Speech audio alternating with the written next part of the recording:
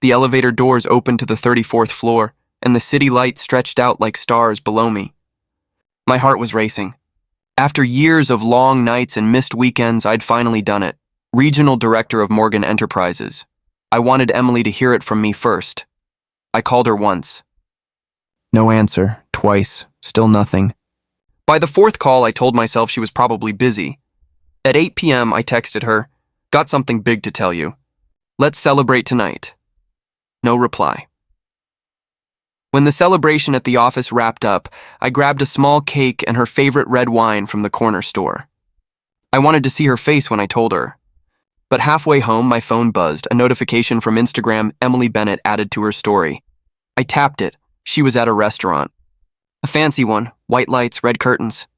And across from her was Richard. My stepfather. My hand froze on the wheel. I told myself there had to be an explanation. Maybe it was business. Maybe coincidence. Still, my stomach twisted.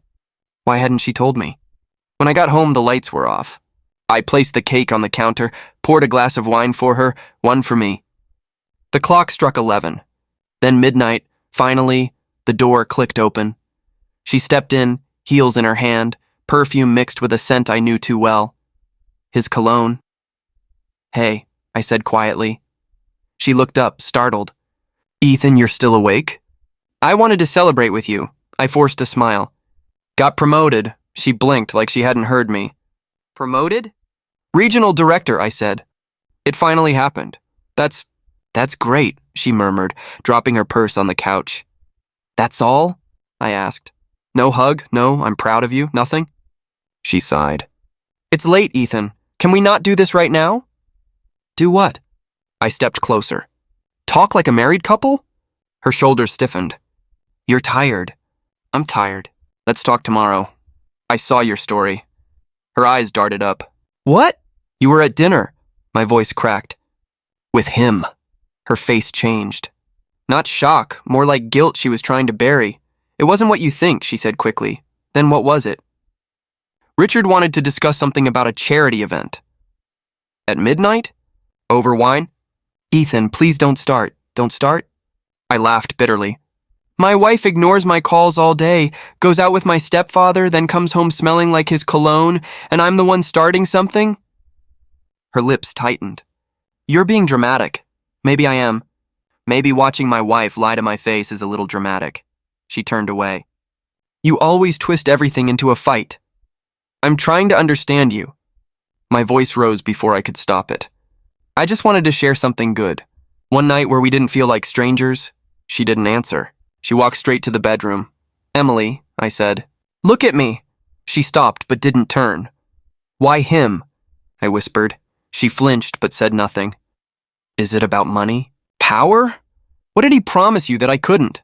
She spun around, eyes burning. "Enough, Ethan. Not everything in my life revolves around you." The words hit harder than I expected. "Wow," I said softly. "I guess that's finally true." For a long moment, there was only the sound of the clock ticking. She rubbed her temples. "You're overthinking again. You always do this. You see problems that aren't there. Then tell me where you were." She hesitated. "Out. With him." Silence. My throat tightened. "Emily, I loved you enough to build my life around us.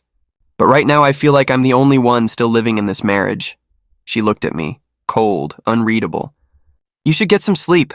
Then she walked past me, closed the bedroom door and locked it. I stood there, staring at the wine glasses, mine still full, hers untouched. For the first time in years, the apartment felt too big, too quiet. I sat at the table, ran a hand through my hair, and whispered to no one, "Why were you with him, Emily?" She didn't answer. She never did. The next morning, my phone buzzed while I was tying my tie. The name flashing on the screen made my stomach twist. "Richard." I answered anyway. "What do you want?" He chuckled. "Now that's not how you greet your old man, is it?" "I just heard the news." "Congratulations, son." "Don't call me that. Still holding on to old grudges?" His tone was light, but every word dripped with arrogance. "I pulled some strings to make sure your name got noticed." "You earned it, of course." "Mostly. What strings?" I asked sharply. "Just business talk. You'll understand when you're older." "I'm 33, Richard." He laughed again. "Still so serious." "You should thank me sometime." Maybe over dinner. Emily enjoys our little chats, you know. My chest burned. Stay away from her, he paused. She's a grown woman, Ethan. She can decide who she eats with. I hung up before he could finish. At the office, everyone congratulated me like nothing was wrong. Smiles, handshakes, fake warmth. I forced a grin and buried myself in work, but his words wouldn't leave my head.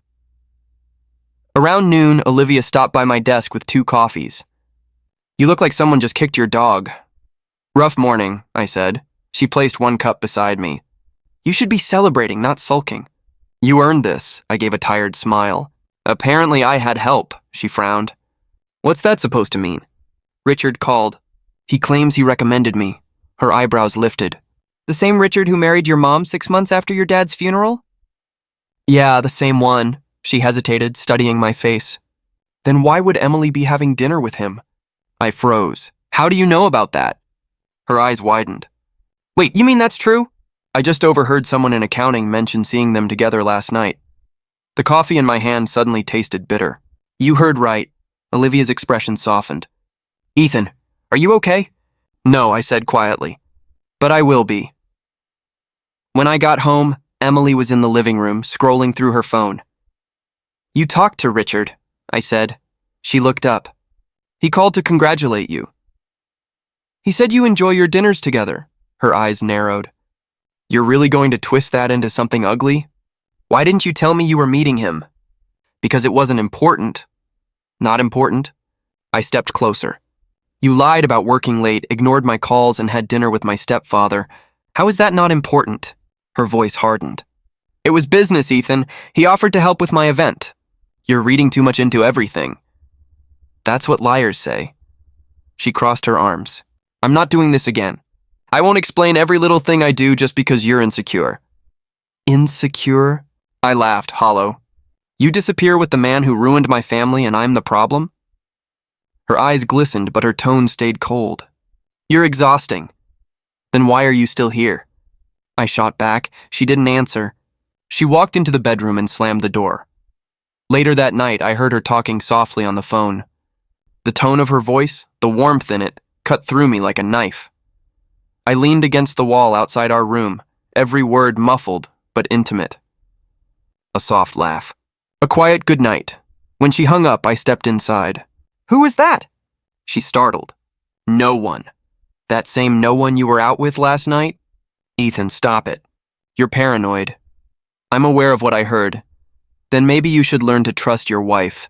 I smiled bitterly. Trust is earned, Emily, and lately you're bankrupt. She turned her back to me. I can't do this every night. Then tell me the truth once. She didn't. Instead, she muttered, I'm going to sleep. After she turned off the lights, I sat alone in the living room, scrolling through our wedding photos. Her smile in those pictures looked real once. I wondered when it stopped being that way. The house felt colder than before.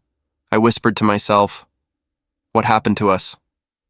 No answer came, just the soft hum of the fridge and the distant ticking of the clock.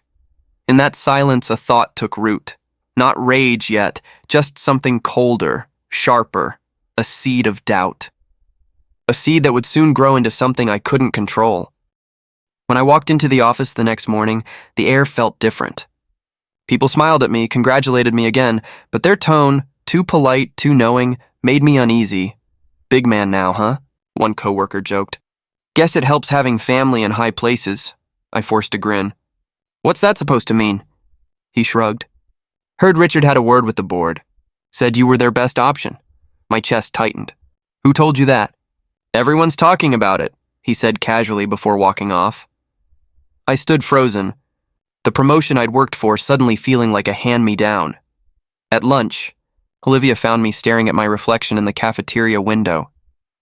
You look like someone stole your dog again, she said softly. I think they stole my dignity this time.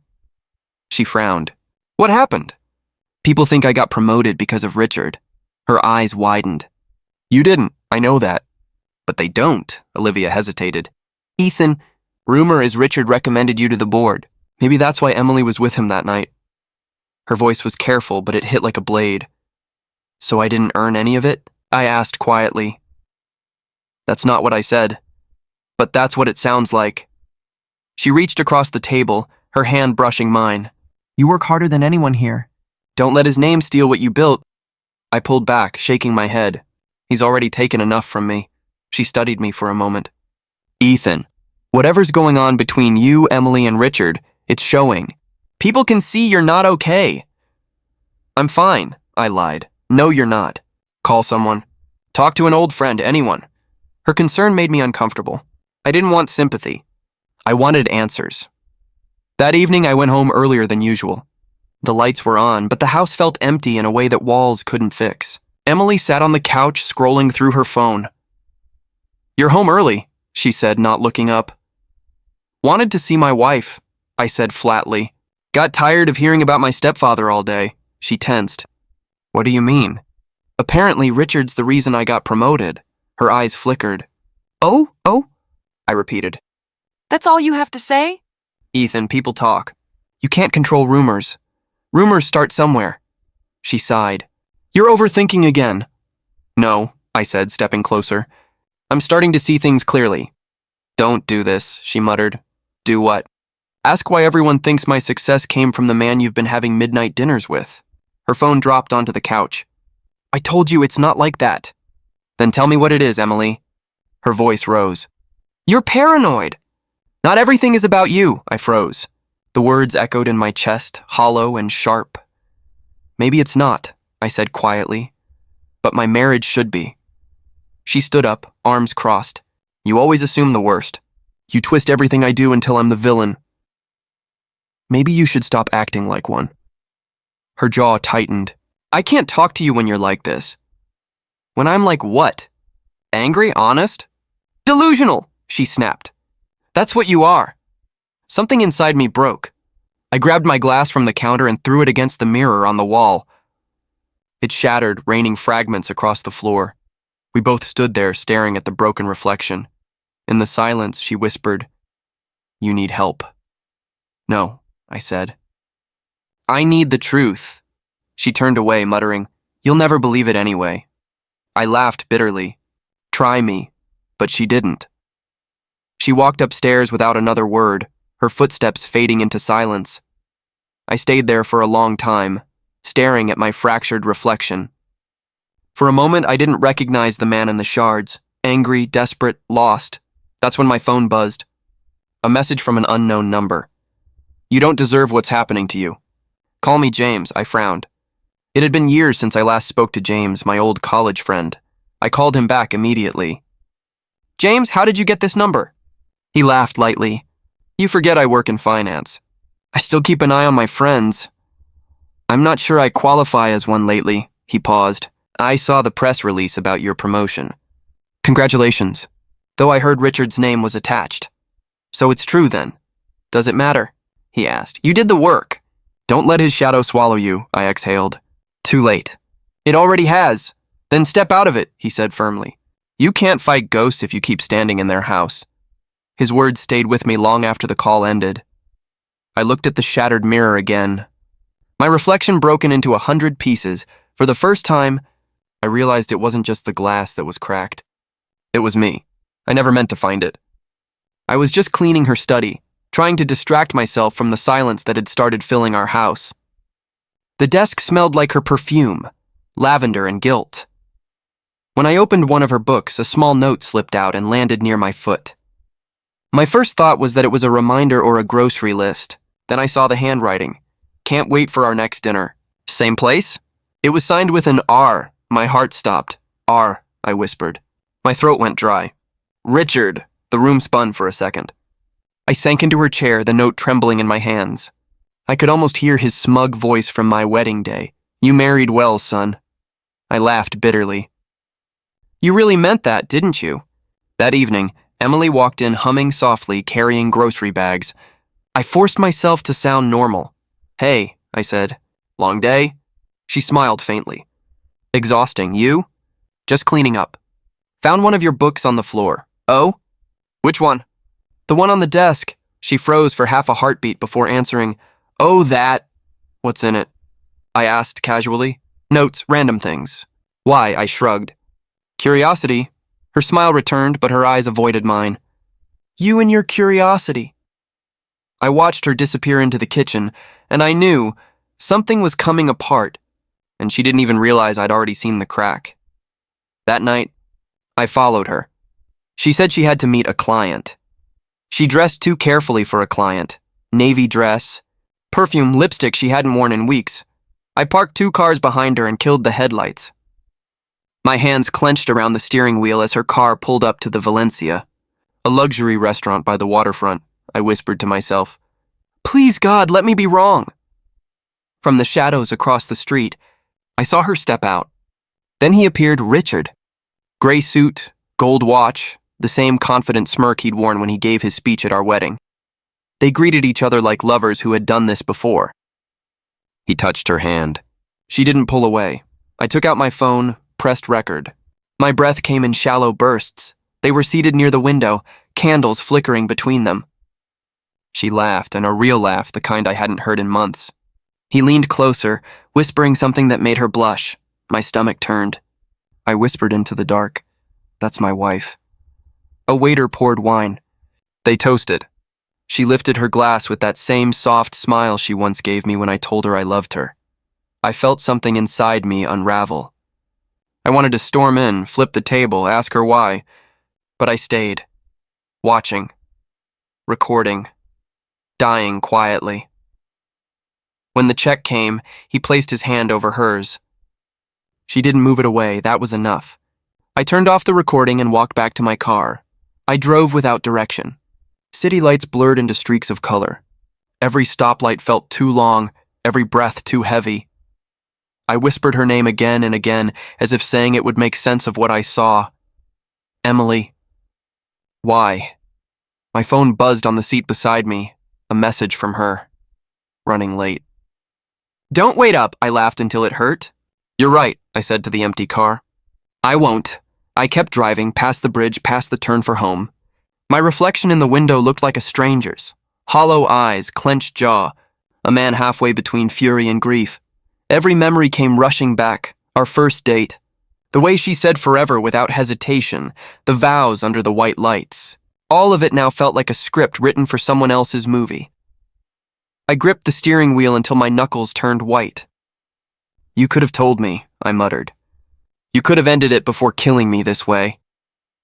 Rain started to fall, light at first, then heavier, drumming against the windshield. It blurred everything, the road, the city, the truth. I pulled over near the riverbank, turned off the engine, and sat there in silence. The phone screen glowed faintly beside me, the video thumbnail frozen on Emily's face, smiling across the table at Richard.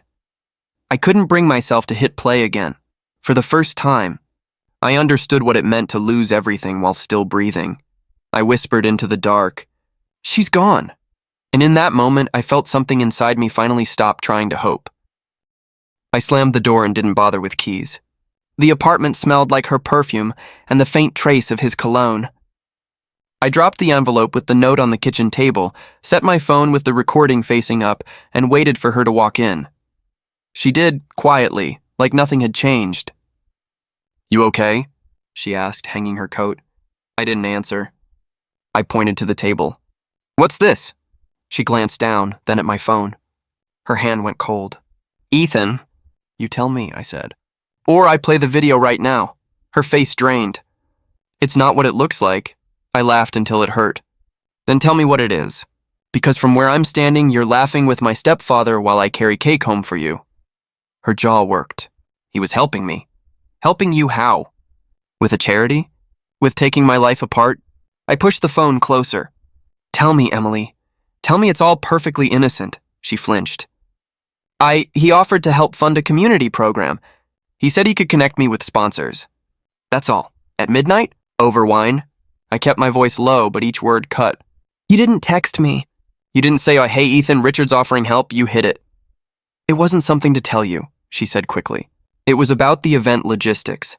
I didn't want to worry you while you were busy with work." "Busy?" I barked. "You think this is about my schedule? You think hiding dinner with him is a small thing?" She looked up, eyes rimmed red. "You always go to extremes. You see betrayal where there isn't any." "Do I?" I asked.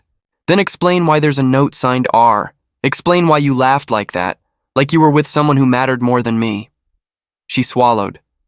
You make it sound so dramatic. It was a meeting. He has connections. I wanted to use them to launch the fundraiser. I thought it would show you I can do something too. You thought you needed him to do something? I whispered. She didn't answer. She looked smaller than I remembered, but her eyes stayed steady. I didn't want you to feel replaced, she said finally. I wanted to help. I thought he could make it happen faster. You went behind my back, I said. You lied about working late. You went to dinner with the man who married my mother months after my father died. You sat across from him and smiled. How is that not betrayal? It's not betrayal, she said, voice breaking now. Please believe me. I used to, I said. I used to believe you without question. I grabbed my jacket. I can't do this tonight, she reached for me. Ethan, I stepped back. Don't, I need air. I walked out before I knew where I was going. The cold night hit me like a wall. My phone buzzed with a text from her. Please come back. We can talk. I erased it without looking and dialed James. James, he answered on the second ring. Long time. It's not the right kind of long time, I said. My voice was raw. Can I crash at yours? Come over, he said. Now. When I knocked, he opened the door in a worn t-shirt, eyes wide. You look like hell. You have no idea, I said, collapsing on his couch.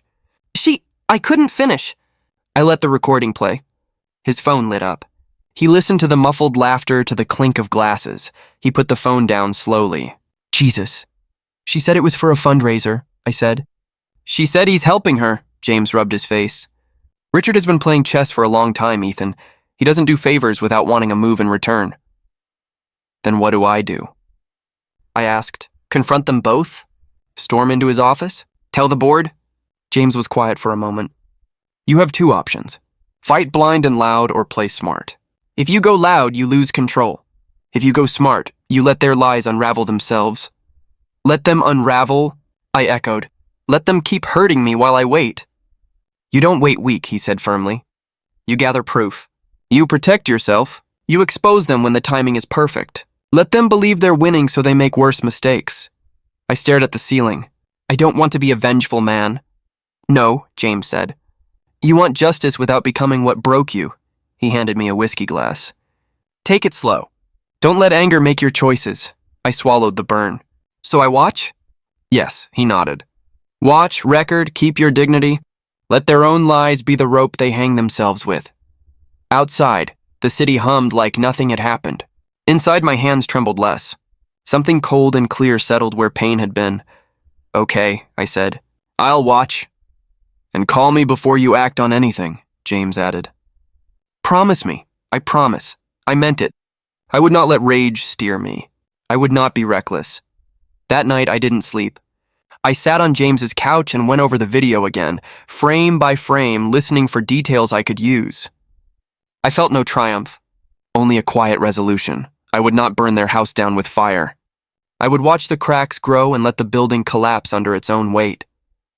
Weeks blurred together. Days at the office became quieter, colder. Emily packed her things one morning without meeting my eyes. It's just temporary, she said. Richard's offering space for the project team. It's professional, I only nodded.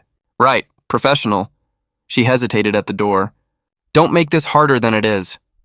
I'm not, I said flatly. You already did. The door clicked shut.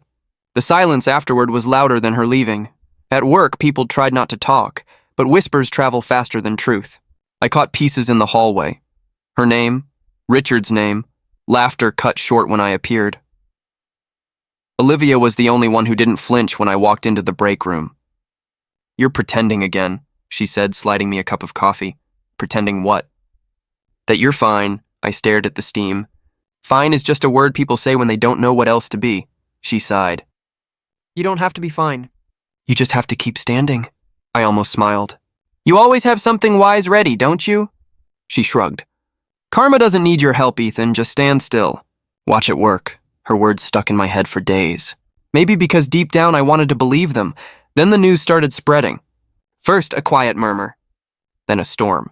Articles online, gossip in the office, calls I didn't answer. Richard Morgan under ethics investigation. His smiling face appeared on business blogs with headlines about insider deals, financial discrepancies, moral misconduct. I saw him once on television, trying to charm the cameras. These claims are unfounded, he said, but his eyes darted too much. His voice cracked once. The world noticed Emily's name surfaced too. Morgan's associate Emily Hale linked to questionable contracts. I didn't have to search. People sent me screenshots. I deleted them all. Olivia caught me watching the muted news in the office lobby. "It's starting," she said quietly. "I didn't do anything," I whispered. "You didn't have to." Later that week, I got a call from a board member asking about my involvement in Richard's promotion network. I explained everything clean and clear. They thanked me.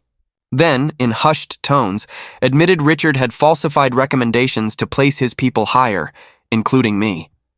"So my promotion. You earned it," the man interrupted. "But his name is attached. We'll need to clean that record," I hung up. For the first time, I didn't feel angry. Just empty. That night, Olivia brought takeout to my office. "You're still here?" "I didn't want to go home," I said. "Home?" she asked softly. "Whatever's left of it." We ate in silence. She leaned back in her chair. "You ever think maybe this had to happen?" "I used to think betrayal breaks you," I said. "Now I think it just clears the fog," she smiled faintly. "Then maybe you're finally seeing the world for what it is." I didn't answer. My phone buzzed. A number I hadn't seen in weeks. "Emily."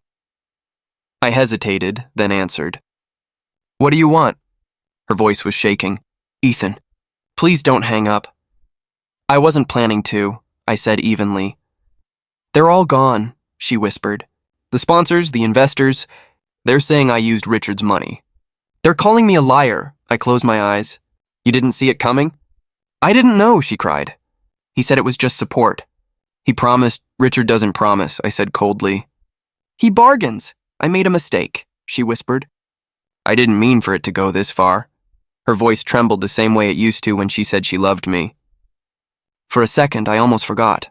But then I remembered the dinners, the lies, the way she'd smiled across the table at him. "Ethan, please," she said. "Say something." I stared out the window at the city lights. They blurred together like memories that refused to fade. "There's nothing left to say." "You don't hate me?" she asked, barely audible. "No," I said. "I don't feel anything at all." She sobbed quietly on the other end. I didn't move. I let the silence speak for me. After she hung up, I sat there for a long time, the phone still warm in my hand.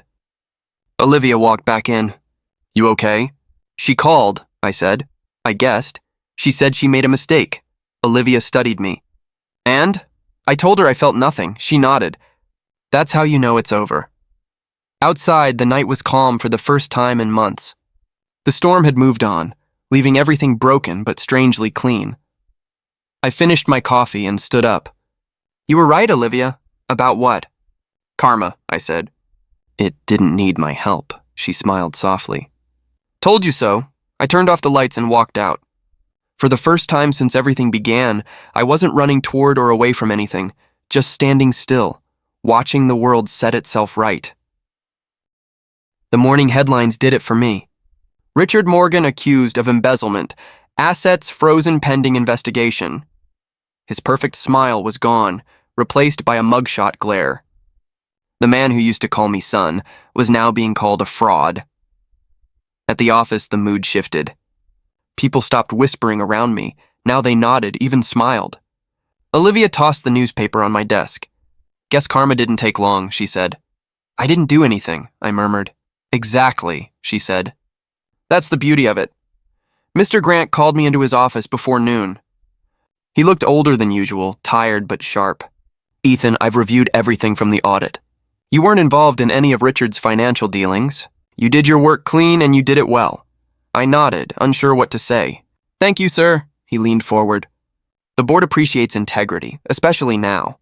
I want you to take over as acting regional director, officially this time with no shadows behind it." For the first time in months, I felt something close to pride. "I won't let you down." "You won't," he said. "You've earned this. The hard way."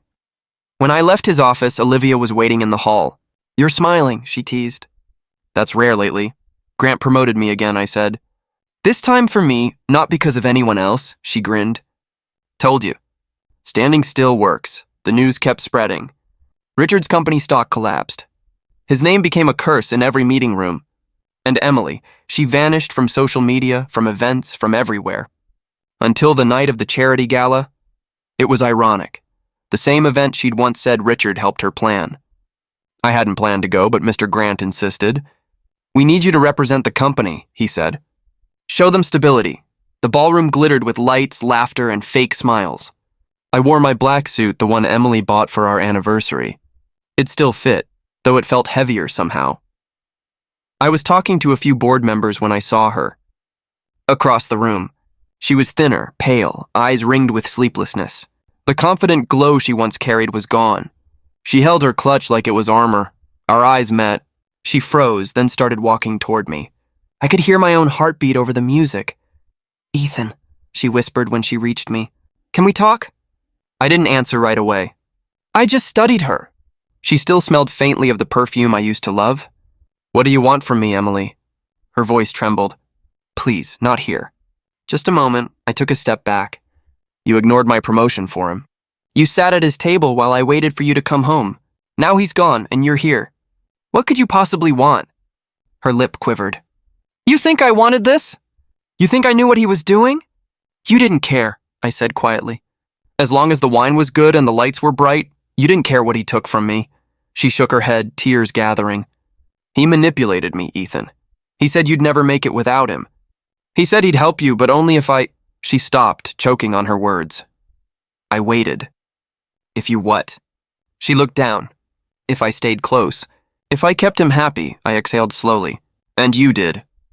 Her tears fell now, quietly. "I was scared. I thought I was helping you. I didn't realize I was destroying us. Helping me?" I almost laughed. "By lying? By humiliating me?" "I didn't want to lose you," she whispered. "You already did," I said. "You just didn't notice when it happened." People nearby began to glance over. Cameras lifted subtly, catching the scene. I didn't care. She reached for my arm. "Please, Ethan, I need you to believe me." "I don't," I said simply. "Then what do I do?" She asked, her voice breaking. "Live with it," I replied. "The same way I had to." I turned and walked toward the exit. The flashes followed me, blinding, constant, like the world was documenting her fall and my escape. Outside, the night air hit me like a wave of freedom. Olivia was waiting by the car. "You okay?" she asked. "She was there," I said. "I figured." She said Richard manipulated her. Olivia frowned. "And you?" I didn't say much, I said. "Just enough," she nodded slowly. "Sometimes silence says everything." We stood there for a moment, watching the building glow behind us. Laughter drifted from inside, the kind that sounds rehearsed. I finally spoke. "It's strange. I thought I'd feel victory, but all I feel is peace." "That's better," Olivia said. "Peace means you've let go." I nodded. "Maybe I finally have." As we walked away, I saw the reflection of the ballroom in the car window, flashes still going off, reporters circling her like vultures. Emily, once untouchable, now breaking under her own choices. I didn't look back again. Some endings don't need witnesses. It had been 6 months since the scandal. 6 months since Richard's empire collapsed, and Emily disappeared from every place that once had her name printed in gold. In those months, I built something new, clean, steady, mine. I now led my own division at Grant & Co. No one called me Richard's protege anymore. They called me Director Ethan Cole. It still sounded strange, but right. Olivia knocked on my door one morning. "You're avoiding the celebration," she said, leaning against the frame. "I'm working," I replied. "You've been working for 6 months straight," she teased. "Even robots take breaks," I smiled faintly. "Robots don't rebuild from scratch." She walked in and dropped a folder on my desk. "Quarterly reports in all green. You're officially unstoppable." "Good," I said. "Let's keep it that way." She tilted her head. "You ever stop to think how far you've come?" I paused. "Every day. But not for long. Thinking too much slows me down," she sighed softly. "Healing doesn't mean you have to keep running." I met her eyes. "Maybe not, but it keeps the noise quiet." Her expression softened. "Whatever works, Ethan, just don't lose yourself in silence." When she left, I stared at the city through the glass wall. The skyline blinked like 1,000 restless hearts. Somewhere out there, life went on. Without Richard, without the lies, without the weight. That evening, I came home to find an envelope waiting at my door. No name on the front, just my address in handwriting I couldn't forget. My fingers froze. I didn't have to open it to know. Still, I did. Inside was a single page. Ethan, I don't expect forgiveness. I only hope you find peace. I ruined what was real because I was too weak to see it. You were right. I didn't just ignore your promotion. I ignored you. The man who loved me when no one else did. I'm sorry. Emily, I sat there for a long time. The paper felt heavier than it should have. Every word pressed against my chest like old bruises being touched again. When I finished reading, I walked to the balcony. The night air was cool, honest. I lit a match. The flame caught the edge of the letter slowly, curling it into gold and gray. Olivia's voice echoed in my head. Healing doesn't mean silence. But this time silence wasn't running. It was release. I watched the ashes drift over the railing, carried away by wind that didn't ask questions. My phone buzzed. Olivia again. You still at the office? She asked. No, I said. Home. Good. Thought I'd lost you to spreadsheets again. I laughed quietly. Not tonight. Something happened? I hesitated. Emily wrote me. She was silent for a second. And? I read it once, I said. Then I burned it. Closure? She asked gently. Something like that. Do you feel better? I looked out at the city lights. Not better, just lighter. That's enough, she said. Light is good. Yeah, I whispered. Light is good. When the call ended, I stayed on the balcony, hands resting on the cold metal rail. The ashes were long gone, but the scent of burnt paper lingered. Faint, clean, final. I thought about everything that had happened. The betrayal, the humiliation, the long climb back up. There was no anger left in me. Only understanding, I whispered to the night. You didn't just ignore my promotion. Emily, you ignored the man who loved you. The words floated out softly, almost like prayer. Below, the city kept moving, headlights, sirens, laughter. Life didn't pause for broken hearts. It never did. I closed my eyes for a moment, feeling the wind brush against my face. For the first time, it didn't sting. It just was. Olivia was right. Healing wasn't about silence. It was about what came after it. The quiet where you finally stop looking back. I turned off my phone, walked inside, and left the balcony door open. The night air followed, gentle, forgiving. Tomorrow would come like it always did. But for once, I didn't dread it. I didn't know the past anymore of me. As the city lights flickered through the curtains, I smiled. Not out of joy, but peace. Because some endings don't need noise. Just silence. And the courage to let it stay.